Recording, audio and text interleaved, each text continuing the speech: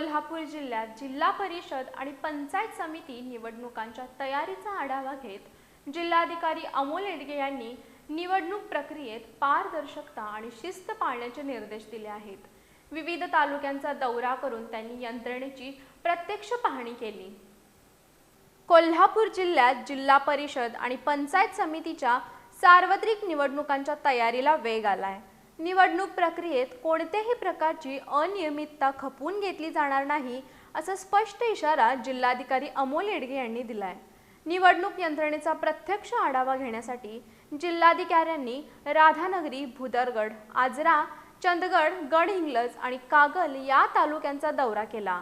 या दौऱ्यात मतदान यंत्रांची सुरक्षितता, स्ट्रॉंग रूमची व्यवस्था, सीसीटीव्ही कव्हरेज आणि 24 तास सशस्त्र पहारा याबाबत त्यांनी सविस्तर पाहणी केली। निवडणूक कर्मचाऱ्यांच्या प्रशिक्षणादरम्यान त्यांनी कामकाजात अचूकता ठेवत टीम म्हणून जबाबदारीने काम करण्याचं मार्गदर्शन केलं। तसंच सुरू असलेल्या टपाली मतदान केंद्रांनाही त्यांनी भेट देऊन प्रत्यक्ष पाहणी केली। प्रचार प्रक्रियेदरम्यान आदर्श आचारसंहितेचे काटेकोर पालन करण्याचे निर्देश देण्यात आले आहेत। भिंतींवर पोस्टर्स लावण्यास बंदी असून विनापरवाना सभा किंवा रॅली काढल्यास तत्काळ कारवाई केली जाणार आहे।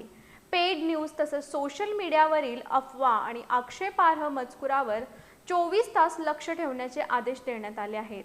7 फेब्रुवारी रोजी मतदान तर 9 फेब्रुवारी रोजी मतमोजणी होणार असून मतदानाच्या दिवशी मतदारांसाठी सर्व आवश्यक सुविधा उपलब्ध करून देण्याच्या सूचना प्रशासनाला देण्यात आल्या आहेत। लोकशाहीचा हा उत्सव शांततेत, पारदर्शक आणि निर्भय वातावरणात पार पडावा यासाठी प्रशासन पूर्णतः सज्ज असल्याचा विश्वास जिल्हाधिकारी अमोल येडगे यांनी व्यक्त केला आहे।